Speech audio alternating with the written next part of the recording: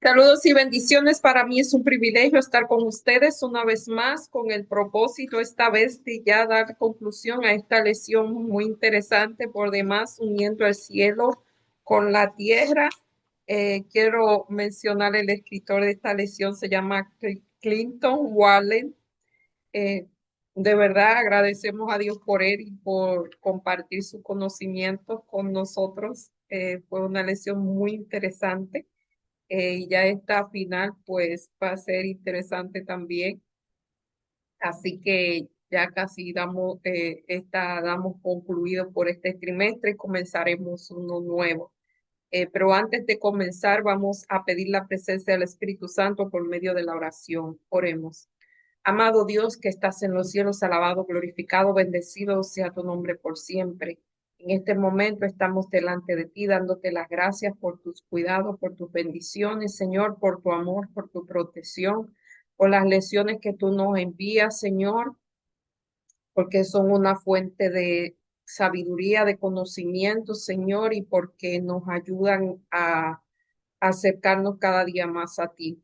Señor, te pedimos en forma especial y particular, como siempre, por las personas que sacan de su tiempo para acompañarnos, que su santa presencia sea sobre cada una de ellas, Señor, que tú toques la mente y el corazón y que podamos entender, comprender las verdades que tú tienes para nosotros esta semana. Ayúdala, Señor, en todas sus necesidades, cuídalas de acuerdo a súplelas de acuerdo a tu santa voluntad y a tus riquezas en gloria. Señor, te pedimos en forma particular que tu Santo Espíritu nos acompañe al momento de grabar esta lección, Señor, y que no sean mis palabras, solo la tuya. Te lo pedimos en el nombre y por los méritos de Jesús. Amén. Y esta lección se llama permanecer en toda la voluntad de Dios, permanencia, mantenerse, ese es el asunto, la permanencia. Eh, ¿Y en qué? En toda la voluntad de Dios. Eh, Esto recuerda el libro de Juan, el capítulo 15, donde se habla en permanecer agarrado de la vid, eh, o sea, conectado a la vid, que es Cristo. Y aquí el versículo de gracias a Dios por todo, porque es la voluntad de Dios para ustedes en Cristo Jesús. Primera de Tesalonicenses 5:18. Dar gracias a Dios no solamente en las experiencias de la vida que son favorables para nosotros, sino en las que no parecen favorables, porque muchas veces aquellas que no son favorables en apariencia pueden resultar de una gran bendición. Tenemos muchos casos de esos, pero ya que estamos mirando a Pablo, vimos que la vida de Pablo, su ministerio no fue nada fácil, pero resultó en bendición no solamente para él, para las personas, para las iglesias, sino que esa bendición llega hasta nosotros. Y aquí en la parte final, ya estamos en la parte final del libro de Colosenses, el capítulo 4. Pablo habla de una red que él tenía de colaboradores. Pablo no trabajaba solo, Pablo tenía colaboradores, compañeros que eran como hermanos, amigos, que lo asistían a él o sea, en el ministerio.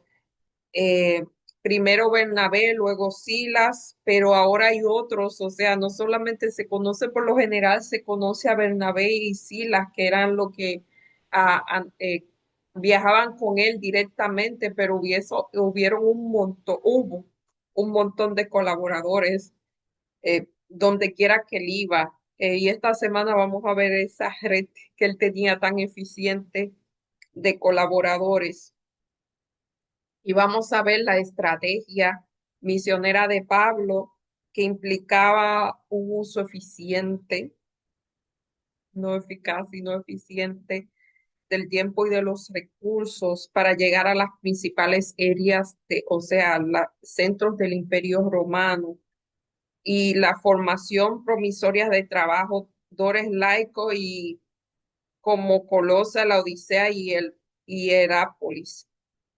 Y Pablo estaba en constante comunicación, eh, aun cuando estaba preso. Ya vimos que varias cartas fueron escritas mientras él estaba preso. Él se mantenía en contacto con las iglesias, tanto de los cristianos de origen judío como los conversos del paganismo, de hombres y mujeres, de personas como Tíquico, Aristarco, Justo, Efras, Lucas y Ninfa.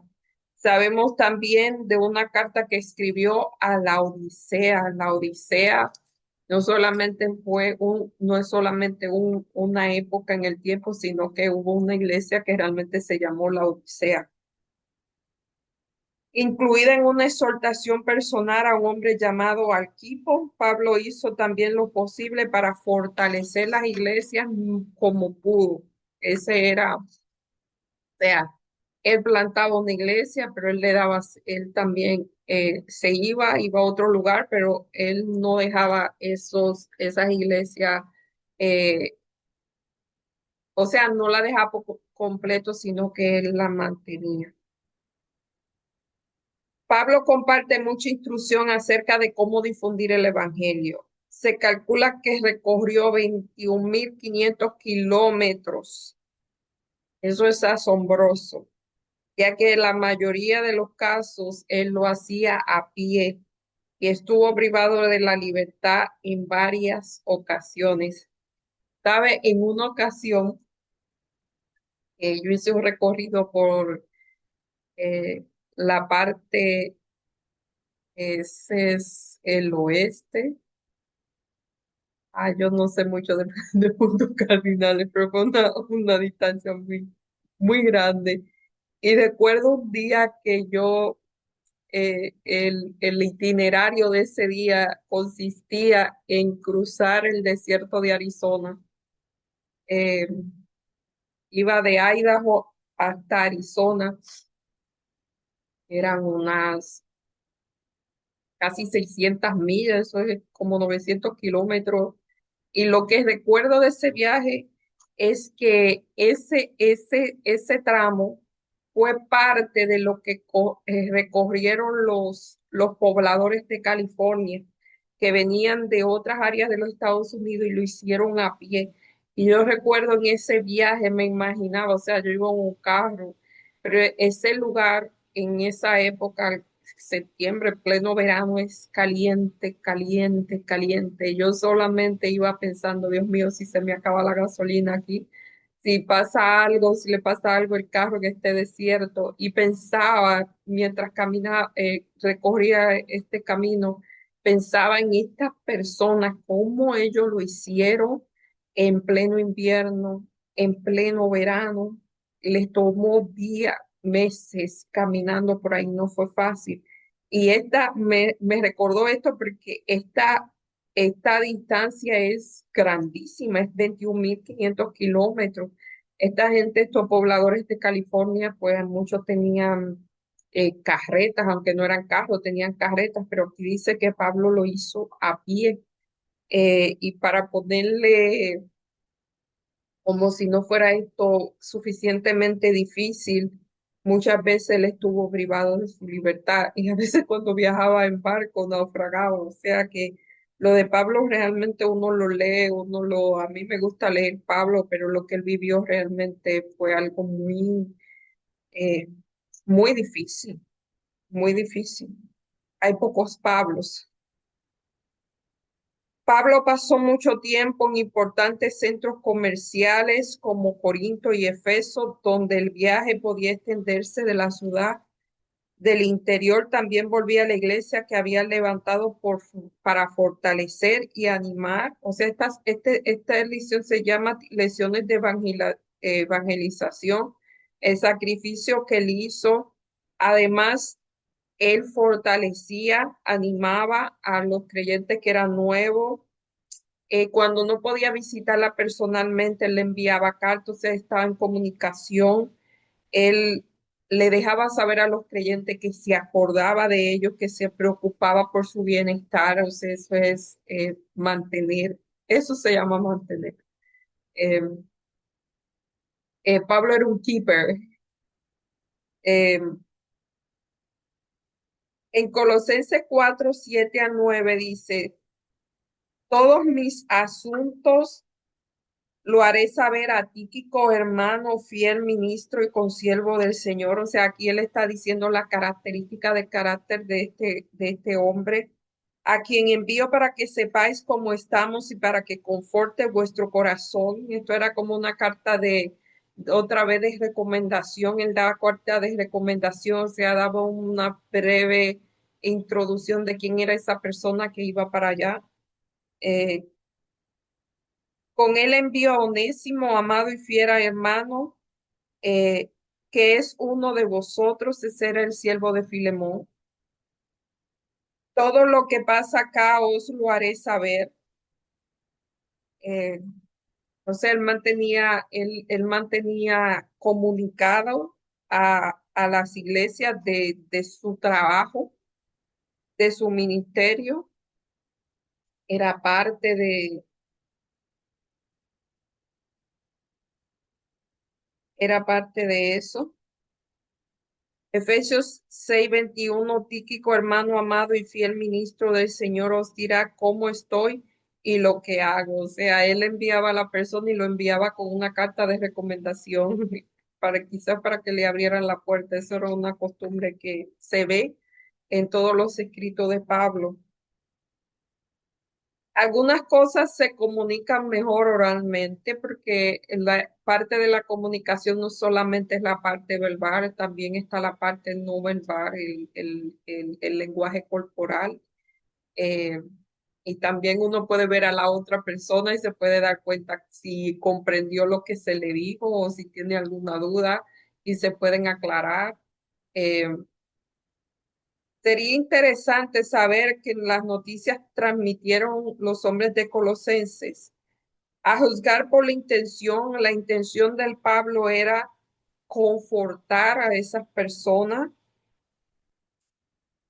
Probablemente incluía los detalles de la circunstancia de él, o sea, le contaba su experiencia en la cárcel, cómo estaba, en la cual cualquier caso, esta comunicación también era importante para mantener los lazos personales de los creyentes. O sea, eh,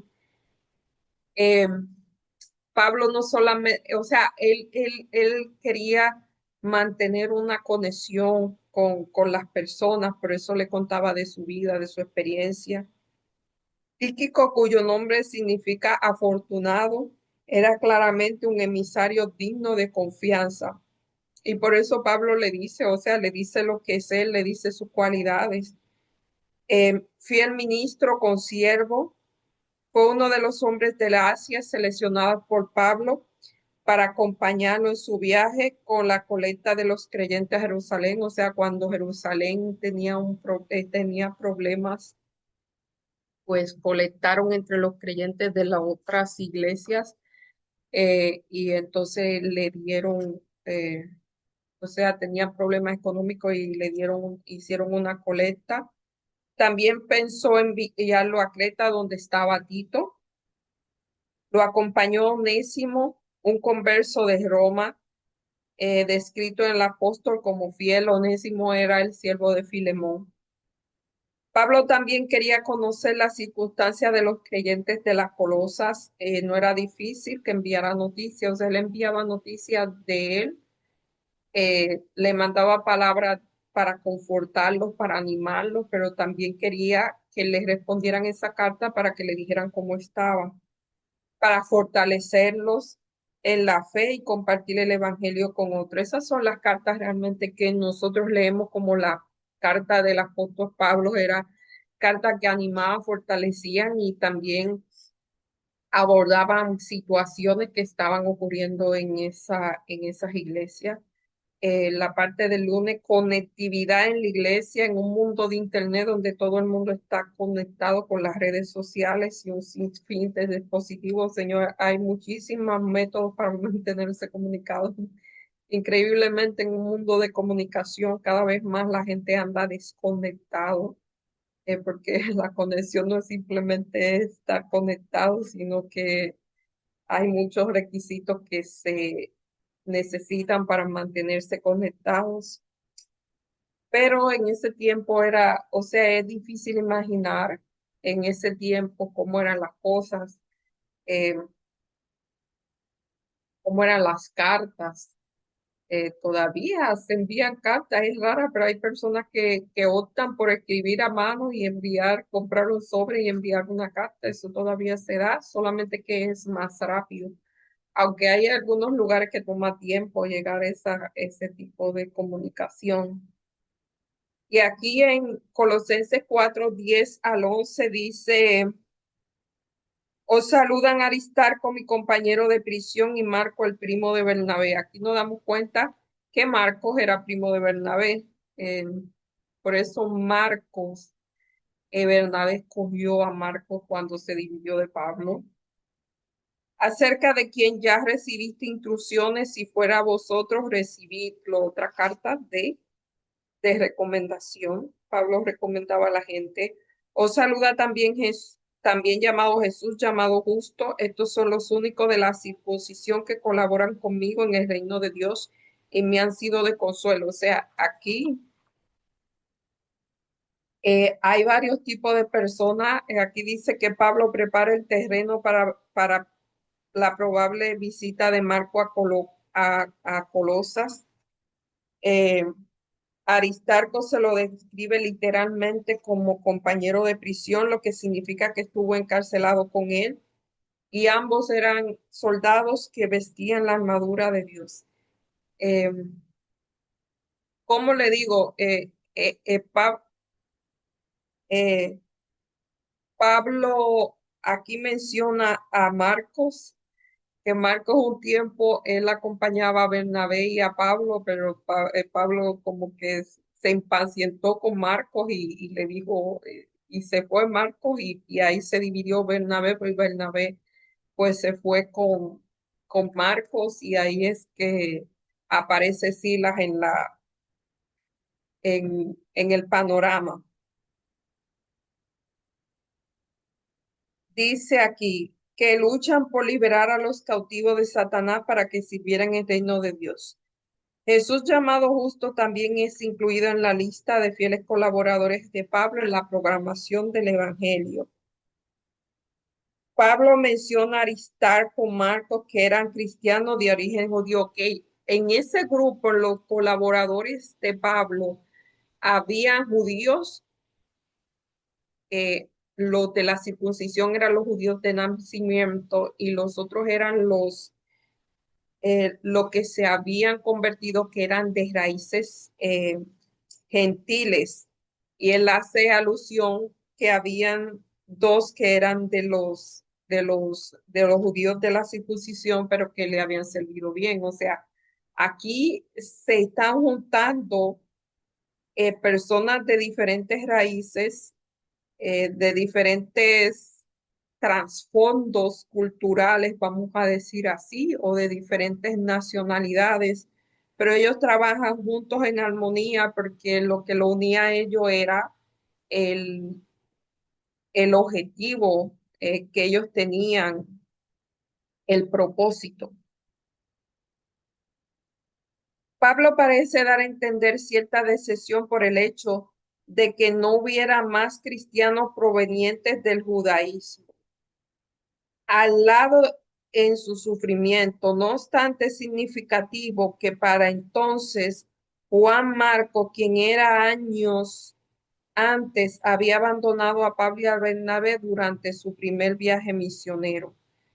Sí, eso es lo que acabo de mencionar, lo volví a leer, que Marcos, pues el primer viaje que dio con Pablo, pues él dejó el viaje, que aquello era duro.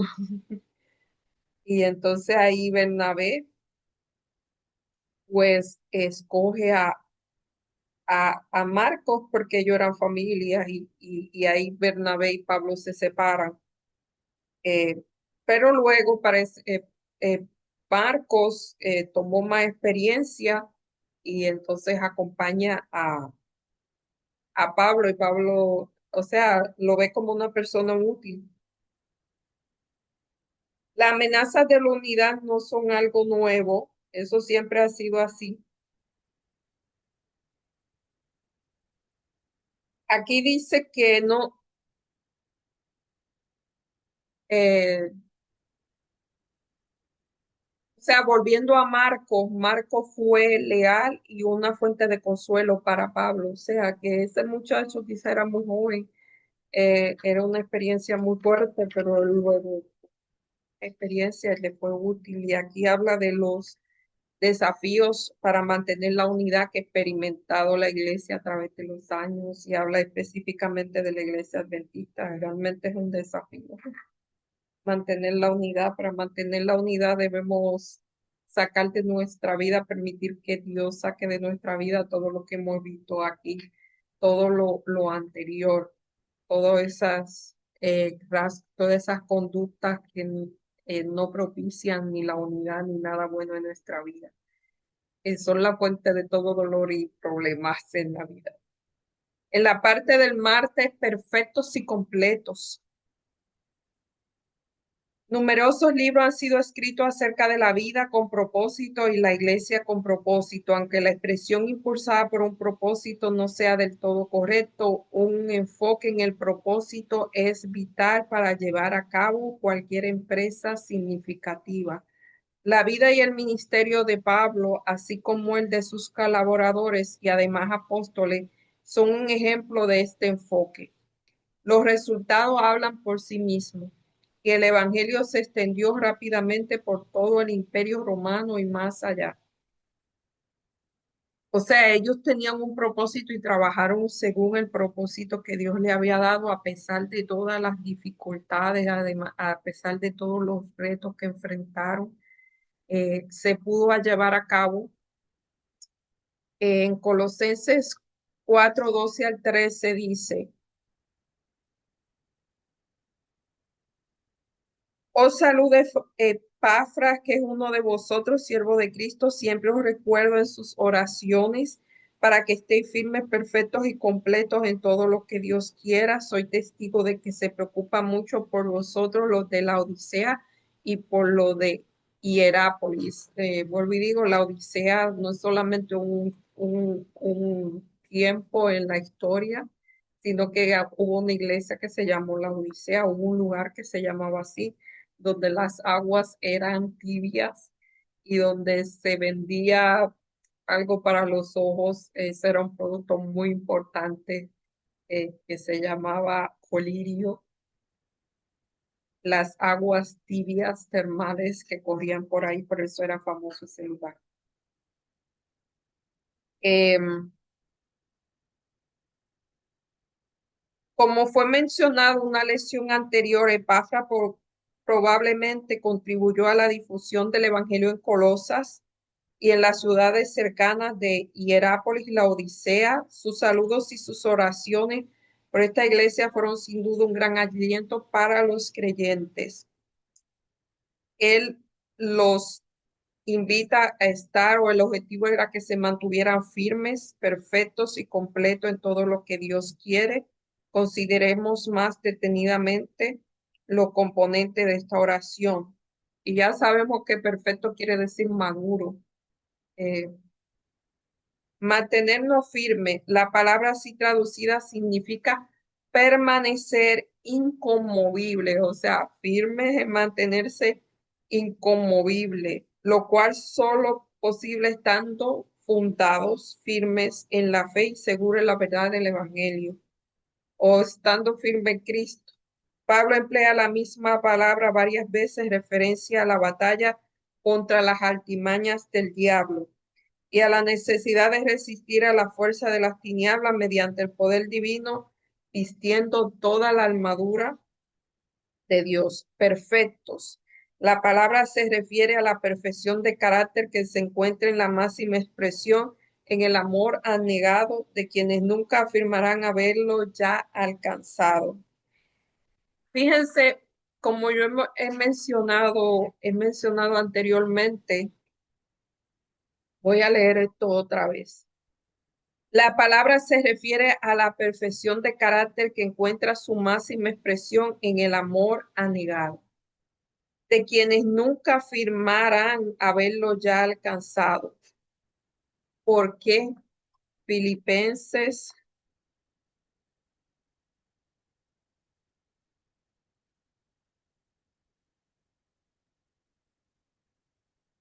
¿Por qué las personas que son que son perfectas, que son, perfectas, maduras, nunca van a reconocer que lo han alcanzado?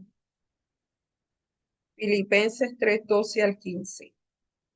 No que ya lo haya alcanzado, ya, ni que ya sea perfecto, sino que prosigo para haber alcanzado. Este es un proceso para que fuiste también alcanzado por Cristo Jesús. Hermano, no considero haberlo ya alcanzado, pero una cosa hago, olvido lo que está atrás y me extiendo a lo que está delante. Y prosigo la meta hacia el premio del soberano llamado celestial en Cristo Jesús. O sea, Pablo comprendió que no era ser perfecto en perfección, que ya lo hubiese alcanzado, sino la madurez de reconocer que la vida es un proceso y que vamos escalando, vamos subiendo a escalón y que no, mira, cuando uno siente que lo ha logrado, más lejos está de la meta. Hay una cita, la he estado buscando mucho porque está en mi mente, pero no sé dónde está. Y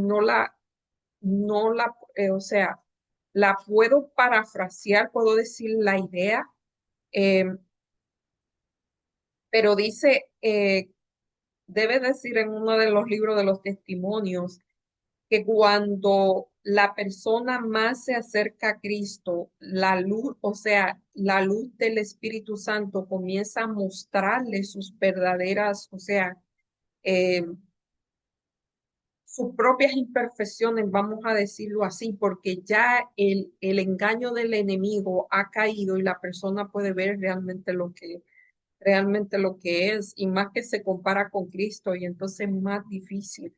Por eso Pablo compara la vida cristiana con una carrera. Hay que mantenerse corriendo, pero cuando uno lo alcance, porque ya se murió, o sea, ese es el final de la meta. Mientras usted esté vivo, va a tener que ir escalando, ir cambiando, ir subiendo peldaños. Eh, Cada día va a ver que hay nuevas metas que alcanzar. No va a llegar el día en que usted diga, oye, que ya yo lo logré. Si usted cree que lo logró, está muy lejos de la meta.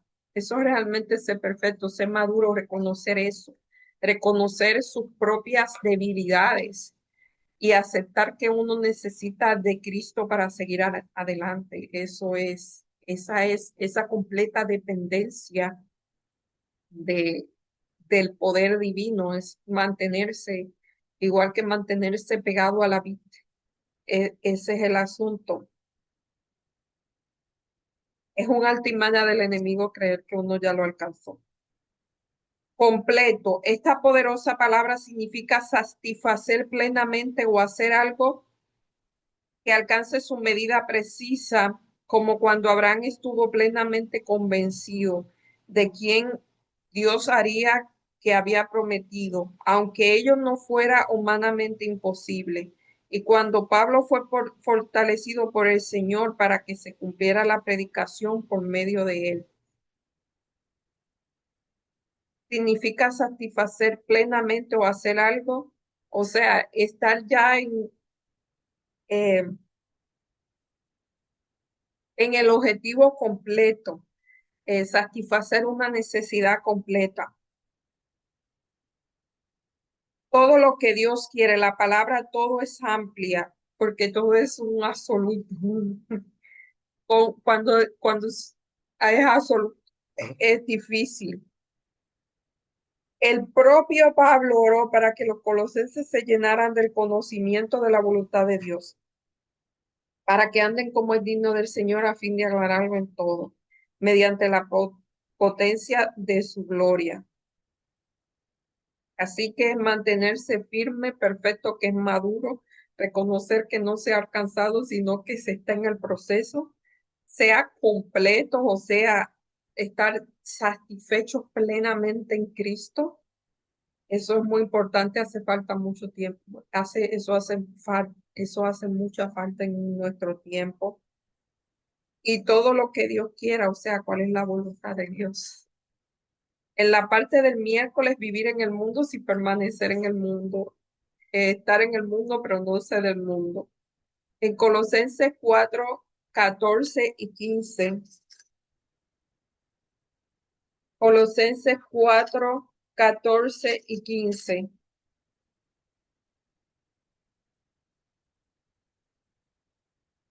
Os saluda Lucas, el médico amado y demás. Lucas era el médico de Pablo. Saluda a los hermanos que están en la Odisea, a Ninfas y a la iglesia que está en su casa. Y aquí hay un saludo a la Odisea. eh, y dice aquí, el apóstol nos dice, no ama el mundo ni las cosas de este mundo. Si alguno ama el mundo, el amor del Padre no está en él, o uno o el otro. No se puede servir a dos señores.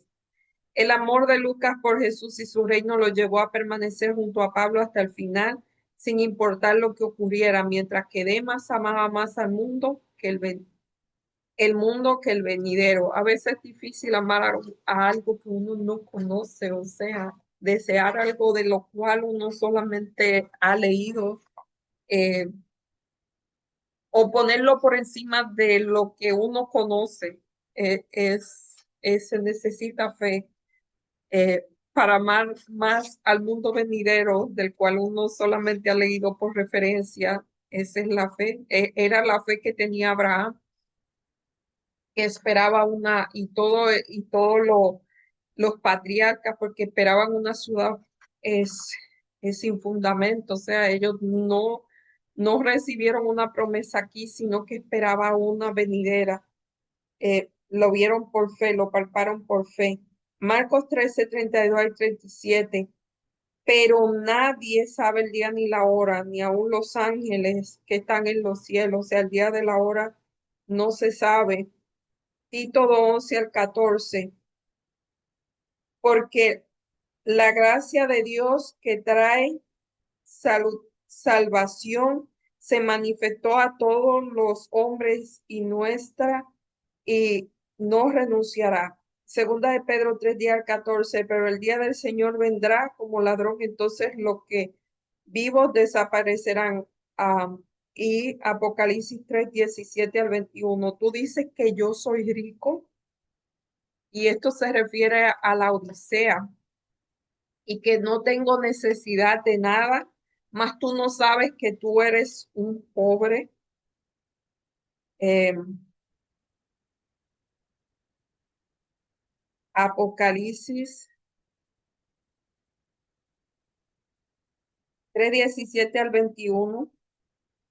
Y tú dices que yo soy rico y estoy enriquecido y nada necesito, y no conoces que tú eres un cuitado y miserable, pobre, ciego y desnudo. Por todo te aconsejo que compres de mí oro afinado en fuego para que seas rico, vestimenta blanca para cubrir la vergüenza de tu desnudez, y colirio para ungir tus ojos y que puedas ver. Yo reprendo y castigo. Yo reprendo y disciplino a los que amo. Sé pues celoso y arrepiéntete. Yo estoy a la puerta y llamo. Si alguno oye mi voz y abre la puerta, entraré a él, cenaré con él y él conmigo. Esa es la invitación de Dios a la Odisea a comprar. O sea, ellos se creían que tenían todo, pero le faltaba todo.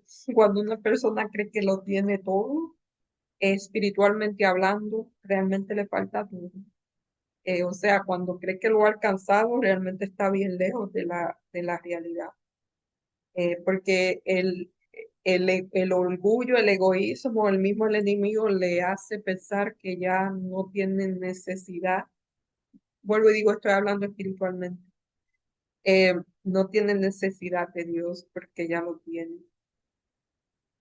Jesús y los apóstoles nos advierten con frecuencia que velemos, que estemos alerta y preparados en todo momento para la venida del Maestro, no nos tope de sorpresa. Lamentablemente, al igual que los discípulos que no hicieron caso al mantenerlo a mandato de Jesús, velar y orar. Muchos no harán preparativos los preparativos necesarios. Recordemos la parábola de las 10 vírgenes, 5. Todas se durmieron, pero había unas que habían hecho preparativo, otras no habían hecho preparativo. La receta aquí dice que no se puede servir a dos señores. Todo se reduce a quién es el dueño de nuestro corazón, porque no se puede servir a dos señores. La receta la dice Pablo. Primero debemos arrepentirnos de nuestro pecado. Segundo, debemos abrir nuestro corazón a Jesús y dejar que tome el control. Y tercero, como resultado de lo anterior, recibir el oro de la fe y el amor, probados y victoriosos sobre la tentación. ¿Sabe? La gente que camina con Cristo no son exentos de cometer errores. Yo le digo caerse, de resbalar. La diferencia es que ellos están cubiertos por Cristo. O sea, ellos cometen errores y van donde Cristo y le dicen, mira, perdóname porque me equivoqué. Y el Señor lo perdona y sigue el camino. Esa es la diferencia. Y Dios le va mostrando aquellas áreas que tiene que seguir mejorando cada día y, y lo aceptan humildemente. No creen, ok, ya yo lo logré, ya se acabó. Realmente la vida no es así. Siempre, cada día usted va a descubrir cosas que debe cambiar, debe mejorar. Y en el plano del cristiano debe transformar, porque el asunto del cristiano es transformar, no es cambiar ni mejorar, y transformar. Pero en los otros ámbitos de la vida eh, hay cosas que se deben cambiar y cada día uno describe, eh, uno aprende con el conocimiento que recibe. El conocimiento es como una luz que se le va abriendo, porque le voy a decir, el conocimiento es progresivo. Si usted de momento viera todo lo que tiene que cambiar, se asustaría. Créanme que se asustaría. Por eso Dios se lo va mostrando poco a poco. Esa es la obra del Espíritu Santo para que usted lo vaya procesando, porque realmente es mucho.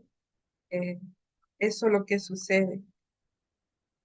En la parte del jueves, ya para terminar, el mensaje a la Odisea, y ahora sí el mensaje concreto a la Odisea.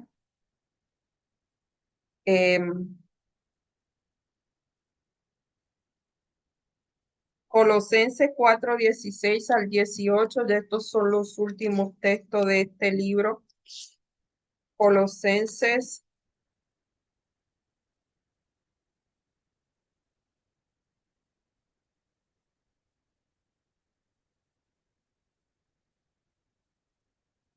cuando esta carta haya sido leída entre vosotros, procurad también que se lea la iglesia de los laodicenses y la iglesia laodicea. Léela también vosotros. Decía Arquipo, que cumple el ministerio que recibió del Señor. El saludo de mi Sí, estos son los últimos versículos. Saludos de mi propia mano, Pablo. Acordado de mis prisiones, la gracia de sea con todos vosotros. Amén. Casi siempre terminan las cartas así. Los mismos problemas se repiten una y otra vez a lo largo de la historia del mundo.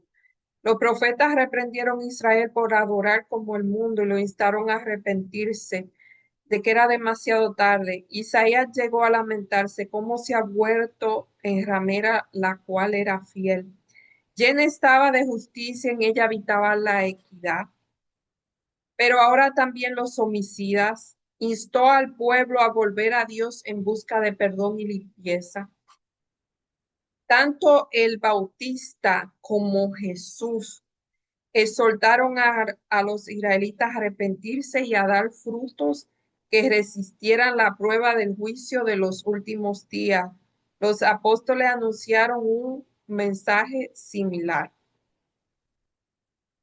Isaías 61, 1 al 3: Levántate y resplandece, porque ha llegado tu luz y la gloria del Señor ha nacido sobre ti. Porque oscuridad cubrirá la tierra y las naciones, más sobre ti nacerá sol de justicia. Eso era cuando Cristo vino. Esa era una promesa de, eh, de cuando Cristo vino a nacer, pero esa profecía se puede extender a nuestra época la invitación a levantarse y a resplandecer en medio de la oscuridad. Y aquí Apocalipsis 18, 1, 14. Apocalipsis 18, 1 al 14. 1 al 4, perdón. Después de esto vi otro ángel descender del cielo con gran poder y la tierra fue iluminada con su gloria. O sea, está pasando, esta es una profecía que se cumplió cuando Cristo nació. Levántate y resplandece porque ha llegado tu luz. La luz era Cristo, pero se puede extender al tiempo del final. Y dice, y la tierra fue iluminada de su gloria y clamó con potente voz, ha caído la Babilonia y se ha vuelto habitación de demonios, guarida de todo espíritu impuro impuro y albergue de toda ave sucia aborrecible, para que todas las naciones han bebido del furor de su fornicación. Los reyes de la tierra fornicaron en ella y los merecedores de la tierra se han enriquecido con su excesiva lujuria. Oí una otra voz del cielo que decía, salí de ella, pueblo mío, para que no participéis de su pecado y no recibís de su plaga. O sea que esto es una convención de la iglesia de la Odisea, ah, una invitación a brillar en medio de la oscuridad.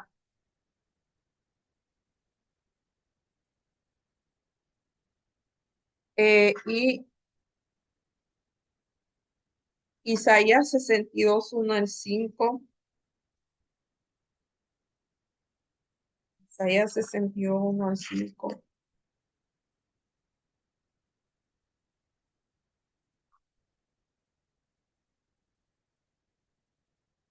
Por amor a Sión no callaré, por amor a Jerusalén no descansaré, hasta que salga como resplandor su justicia y su salvación se encierra como una antorcha. Entonces las naciones verán tu justicia y todos los reyes de tu gloria, y te será puesto un nombre nuevo que la boca del Señor designará.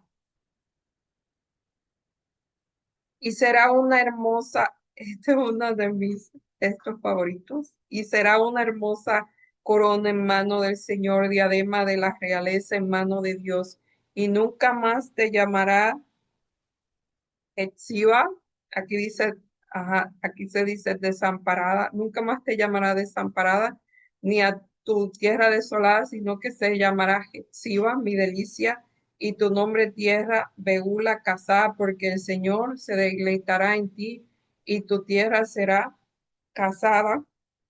Y como el joven se casa con la doncella, se casará contigo tus hijos, y como el gozo de tu esposo con la esposa se gozará contigo jamás. ¿Sabes que yo me iba a cambiar el nombre de Jechiva por este versículo, pero después iba a decir que me iba a conocer?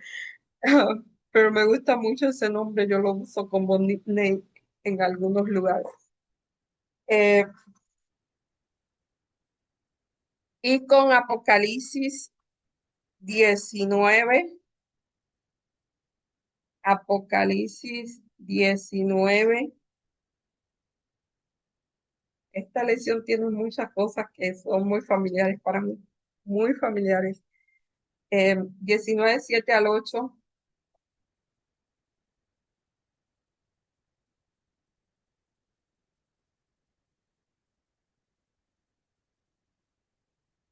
Gocémonos y alegrémonos y démosles gloria porque ha llegado la boda del Cordero y su novia se ha preparado. Y le fue dado que se vista de lino fino, limpio y resplandeciente, porque el lino fino representa las obras justas de los santos. Porque ha llegado la boda del Cordero y su novia se ha preparado. Y le fue dado que vistiera de lino fino, limpio y resplandeciente, porque el lino fino representa las obras justas de los santos. Dios unirá el cielo y la tierra.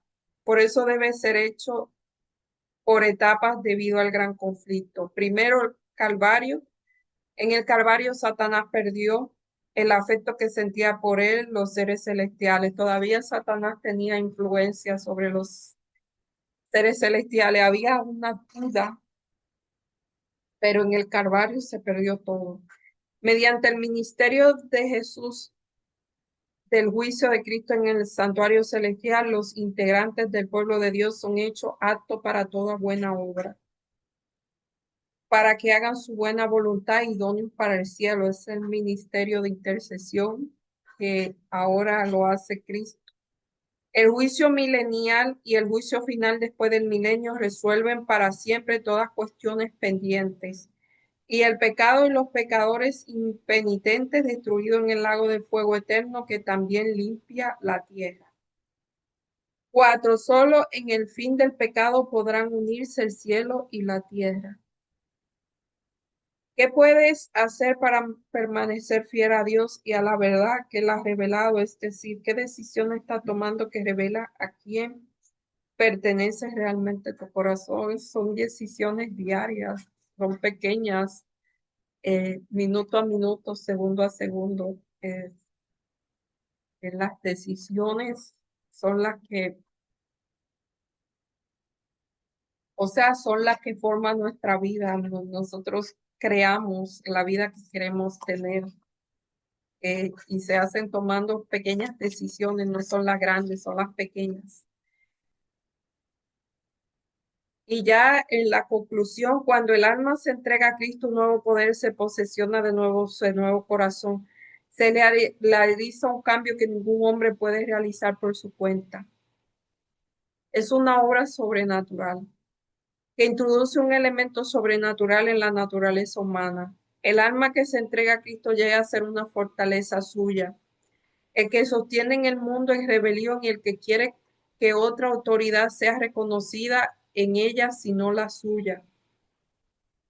Y no quiere que otra, o sea, no quiere que otra autoridad, no quiere otra autoridad que no sea la de Dios.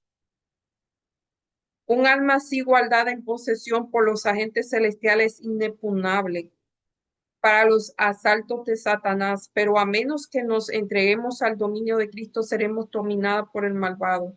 Debemos estar inevitablemente bajo el dominio de uno o de otro de los dos grandes poderes que están conteniendo por su supremacía del mundo.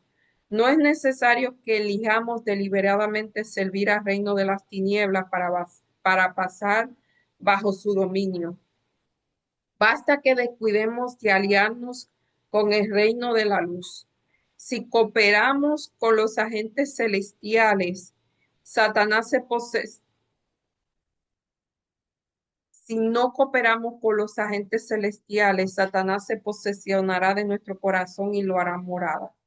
La única defensa contra el mal es Cristo morando en el corazón por medio de la fe en su justicia. A menos que lleguemos a estar conectados vitalmente con Dios, jamás podremos resistir los efectos profanos del egoísmo, de la complacencia propia y de la tentación a pecar. Hay que estar conectado a la vida, Juan 15. Podemos dejar nuestros malos hábitos y por un tiempo separarnos de Satanás. Sí lo podemos hacer, pero sin una conexión vital con Dios a través de nuestra entrega en el momento tras momento seremos vencidos y además si lo vencemos por nuestra propia fuerza nos llenaremos de orgullo y entonces vamos a estar peor porque vamos a ser orgullosos de nuestra humildad.